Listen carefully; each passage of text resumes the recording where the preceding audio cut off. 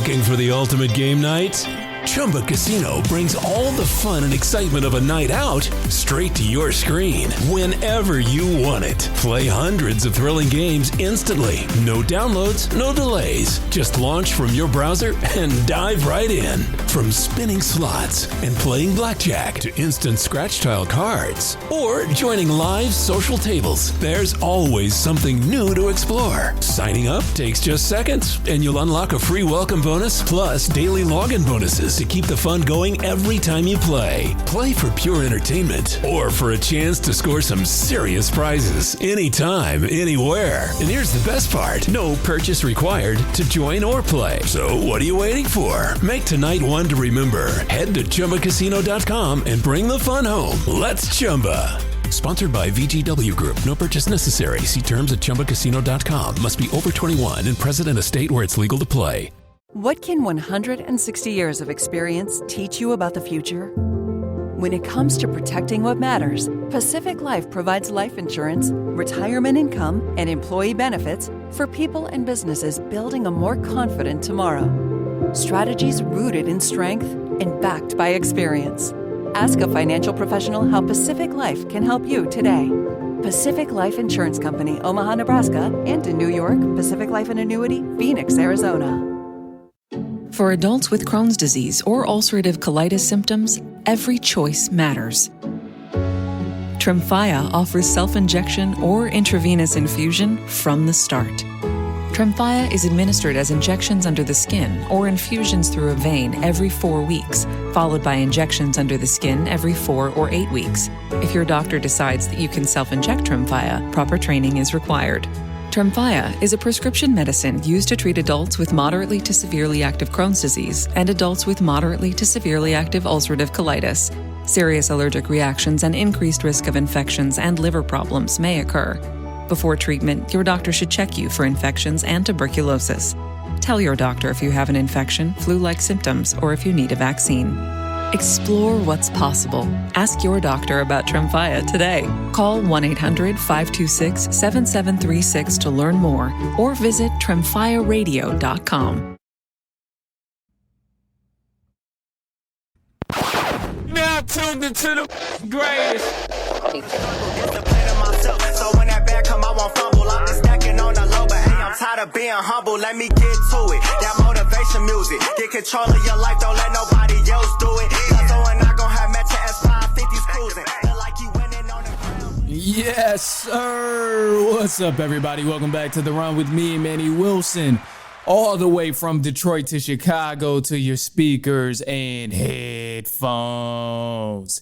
Now, I appreciate you tuning in to the first interactive sports podcast, a community that makes sure your voice is heard. So if you hear something you agree with, you disagree with, you like or you dislike, just go ahead. Hit us up on the voicemail line, 219-413-9405. And of course, we will play your take back on our next episode. And then shout out to SeatGeek for sponsoring this episode. Get $20 off your first ticket purchase when you use the promo code The Run Podcast. Now, this code can only be applied for first-time users on the mobile app or website. So I don't know about you, but definitely go catch one of these football games, these concerts, something out there that's going to give you a good experience, and use that promo code. Save yourself some $20. So, all right. Anyway, look, so we got the Atlanta Falcons. Man, we got embarrassed. The Falcons. Simple as that. They lost to the 49ers in San Francisco, prime time. They lost 20-10. And man, I have a lot of bones to pick with this one because this was a very winnable game. Initially, that's the first thing that comes to my mind when I think about this Falcons and 49ers game, is it was a very winnable game for either team. Obviously, 49ers, they did what they had to do. They got the defensive stops.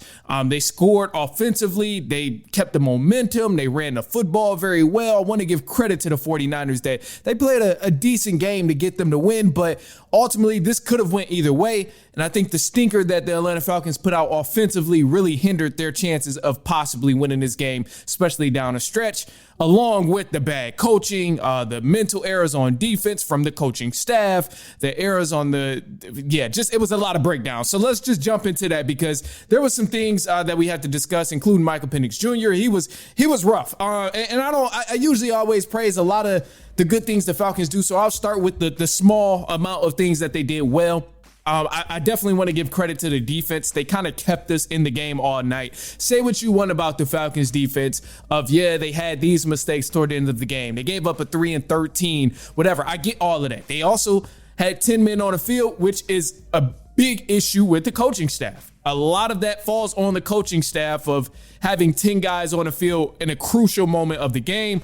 And also having 12 guys on the field in a crucial moment of the game. Both of those things kind of hindered the defense's chances of getting a stop, and that falls on the coaching staff. So I want to give the defense a little bit of leeway. Yes, they did make mistakes at times throughout the game, but ultimately they held a good offensive team in the San Francisco 49ers to only 20 points. And also they had 1 interception, 1 sack. So, they kept us in the game. It was really, truthfully, a 13-10 score until that final touchdown with Christian McCaffrey. But ultimately, this was not on the defense. They gave our offense plenty of times to strike, and we failed at that on the offensive side. So defense, you can get better. The Falcons' run defense is something that has to improve tremendously. We let Christian McCaffrey run for 129 on us, and they just really controlled the pace with the ground game. And that's what you do when you can run the football. And that's exactly why I was a little afraid coming into this 49ers game, because they don't have all the famous stats and the fancy stats to go along with it. But those boys have Christian McCaffrey and Kyle Shanahan on that sideline cooking up. So I had to take that into consideration at least. But above all, defense, I'm not too upset at that. I get it. There were some mistakes we got to clean up. Obviously, there was no Jalen Walker as well. And then we seen Diablo get hurt. So those things are painful to see happen in a game. And hopefully Divine Diablo can come back and play, because we're definitely going to need him, especially next week. And I'll save that for later on in the week, breaking that down, because I'm scared of that. Anyway, the offense, man, this is where we have to bring a lot of attention to this Falcons team. The Atlanta Falcons offense is the most inconsistent. I'm not going to say in the NFL, because there are other teams that's worse, but this is a very inconsistent offense, truth be told. And this offense stinks. It's very predictable. Out of 7 weeks of football, we had 1 good week where the offense actually showed some sort of potential and looked actually pretty good. And it pretty much fooled everybody who's a fan of the NFL that the Falcons might actually be good, because of the 1 week the Falcons had out of 7 where the offense looked decent. It's a damn shame. The play call was rough. We had a 4th and 1. This is a play that just sticks out to me to a T. A 4th and 1. And for some reason, Bijan Robinson wasn't on the field. We were in the shotgun. We tried to pass it. I understand that, the offense has been predictable and you want to switch things up, but that was not the time to try and explore something that has not worked in the past. That was not the time. And if you were trying to be creative, if Zach Robinson, the offensive coordinator, was trying to be creative on that 4th and 1 with no Bijan Robinson on the field, that was not creative at all. That was a miserable fail right there. And it's not just all on Zach Robinson. He definitely has his fair share of things that went awful in this game from the offensive side. But truthfully, Michael Penix Jr. did not play well. I usually vouch for Michael Penix Jr. all the time. I mean, he showed a glimpse of times where he can throw the ball well. Obviously, it's not completely terrible with him. He's a second-year quarterback. He still has barely played 10 games in the NFL. So, yes, Michael Penix Jr. has a lot to learn, but he played awful in this game. I mean, honestly, this was a situation where Michael Penix Jr. did not play well, and he honestly looked like Kirk Cousins with a do-rag and black skin. And not the good Kirk Cousins, because Kirk Cousins has his moments where he's looking really good, and it's not always a bad thing. But as of lately, Kirk Cousins and Michael Penix Jr. look like the same exact player besides a do-rag and black skin. That's the only difference I see with these guys. Both struggle under pressure. Man, Michael Penix Jr. sucked in this game under pressure. He didn't complete a single pass under pressure out of his 9 attempts when the 49ers got to him. So that has to change. We got to figure something out where he has some other options to get rid of the ball, where he can call some adjustments from the offensive line. Something has to change in terms of Michael Penix Jr. seeing pressure and losing his mind, because right now that's what's been going on. It happened last week also against the Buffalo Bills. We kind of overlooked it because they ended up winning the game, but ultimately, since the 49ers lost, this is an aspect that's going to get picked at. He was bad under pressure. He's been bad under pressure, and this is something that has to change. Not many quarterbacks are good, and it's a reason it's called pressure. So I get that, but this was something that definitely has to change, and I was upset with Michael Penix Jr. I thought he missed a couple of different throws. I thought he panicked at times and got rid of the ball. I thought he tried to scramble when he could have either thrown it away or just dumped it off to some open options. And man, I can't wait to actually look more in depth of this or with this film. I want to look more into this film because the things that I'm seeing and all the plays where there were targets, they just weren't hit. And one of the things here too, and I got to pull it up, man, because this is a team with so many offensive weapons, but yet we didn't really use them in this game. We tried to get Bijan active, but the offensive line clearly wasn't working. They just weren't working out. And credit to the 49ers defense because they held it down. But ultimately, Bijan Robinson didn't do much. He rushed for 40 yards. Bijan had 40 yards. Not satisfied with Bijan Robinson having 40 yards. So we gave him the amount of carries that could have helped him out, 14. But ultimately, Drake London needed to get involved. I see Drake London with only 4 receptions, and in the film, I specifically seen Drake London open multiple times. So it's not like he was just getting locked up over there. There was plenty of times where Kyle Pitts had a mismatch throughout the game, and I thought we could have exploited the matchup issues with Kyle Pitts with smaller defenders guarding him, but yet we didn't really do that. So that falls on the play calling with the Atlanta Falcons, and also there was times Michael Penix Jr. did overlook our receivers and Kyle Pitts, Drake London, even Darnell Mooney on a couple deep shots. The ball wasn't always accurate, and sometimes it didn't even come out to go to a receiver. So, these are things that has to be cleaned up, and ultimately it starts with the 49ers pressure of just us not being able to adjust to that, whether it's the offensive line adjustments, whether it's the play calling adjustments. Something has to change. So with this Falcons team, this is an issue that's been going on all season. We played 7 weeks of football and saw one good week of football offensively, which is just a damn shame. It's ridiculous. So I'm looking at these. I'm looking at the coaching staff sideways.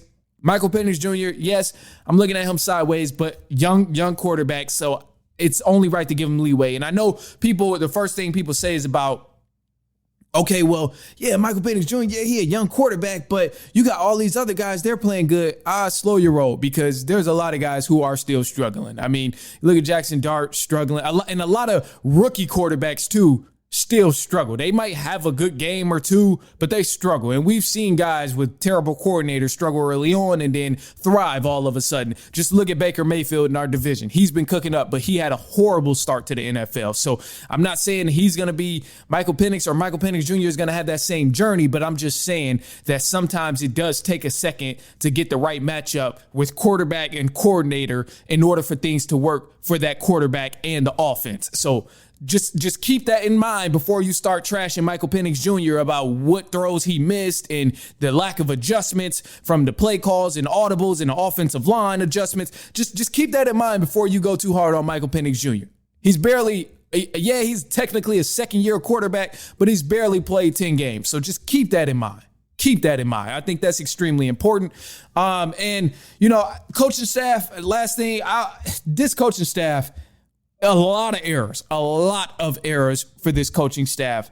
Clock management before half. I've told you guys plenty of times, man. I don't know how many times I got to say this. Raheem Morris, his specialty is not clock management at all. Struggles bad. He struggles a lot with clock management. The whole thing before halftime was just a mess. I think we had like 45 seconds and a couple of timeouts. The play call was nasty, of course, and we couldn't get the ball downfield, didn't utilize the timeouts. It it was nasty, man. We got to do a way better job. But I also think that's something that's going to come with the consistency of the offense. It's hard to manage the clock correctly when the offense isn't consistent and you can barely move the ball. So, yes, Raheem Morris does struggle with clock management at times, but also you got to give him a benefit of the doubt because the offense can't move the ball. So how do you expect him to make something happen in 35 seconds when we can't get the ball above 10 yards and get a first down to be able to even use a timeout or anything like that? So this is something to consider. I think it's one of those things that hopefully will develop. The 10 men on the field thing, coaching error for sure. 3rd and 13, that was not supposed to go the way it went. Obviously, there was blown coverage, but there should have been another man on the field, so that could have changed things tremendously. 12 men on the field. The following series was ridiculous. Coaching error. Like, it's ridiculous. And, you know, there's things, I get it. You know, it's hard to truly have faith in this team when I see the lack of consistency from this offense. It's hard to have faith in this team when I see the inconsistencies. Like Raheem Morris, he struggles. Yes, he does. But ultimately, I'm not completely out on Raheem Morris because he has given Atlanta something that we have never had, which is a solid defense. And it's somewhat of a culture on the defensive end over there. And yes, the offense is just awful right now. But I think everything will go according to plan whenever we do finally get through the growing pains and get the offense going. And the offense probably won't get going until Zach Robinson is gone. So I'm not completely out on Raheem Morris. I know a lot of people, really people just go back and forth every week. Every week. As soon as we win, Raheem Morris, I guess he's all right. As soon as the Falcons lose, Raheem Morris, he has to go. Like, I get it. He's building a culture, and there's going to be growing pains. Just think of it on the bright side. We've never had a good defense, and the defense has been standing tall, keeping us in games, even winning us some of these games early on in the season. So, yes, the offense stinks, but Raheem Morris is not calling the offense. He's never called offense in the NFL, and until we finally get a new coordinator on the offensive side, then maybe we'll see the full potential of the Atlanta Falcons team and ultimately the full developed culture of what this team can be. But it'd be different if the offense was hitting on all cylinders and he's still messing up timeouts. But you can't really mess up timeouts if your team can't get a first down to even manage the clock well. Of course, the clock management is going to stink. So there's a lot of different issues. Yes, I know it looks bad at times. The offense looks bad. He's the head coach. He should do something about it. Blah, blah, blah. I get it. But he can't do much if he's not calling those plays on offense outside of fire Zach Robinson and go pick up Mike McDaniel, which is what I hope happens once they finally fire him in Miami. But, you know, I think Zach Robinson has to go for sure. He's got to get out of there. 1 week out of 7 weeks of good football offensively is just not it. That's terrible. So other than that, man, look, those are the Falcons. They stunk it up. And next week is also going to just be a battle, but we'll talk about that later on in the week. I don't even want to put that kind of stress on myself right now, nor anyone who's listening, especially if you're a Falcons fan, whatever the case is. I don't even want to dare put that type of stress of thinking about the team we got to. I don't want to say the team, none of that. The team we got to. Oh, no. I was overlooking it. But the team we play next week, I still don't want to think about it. So we'll figure it out. Anyway, look, I got some news coming up, so don't go anywhere. We have some sports news. Obviously, World Series stuff is happening. And then NFL matchups, man. Week 7 has been crazy so far. Obviously, a couple teams still playing, but let's break through some of these games that happened in Week 7, and we'll be right back. It's halftime.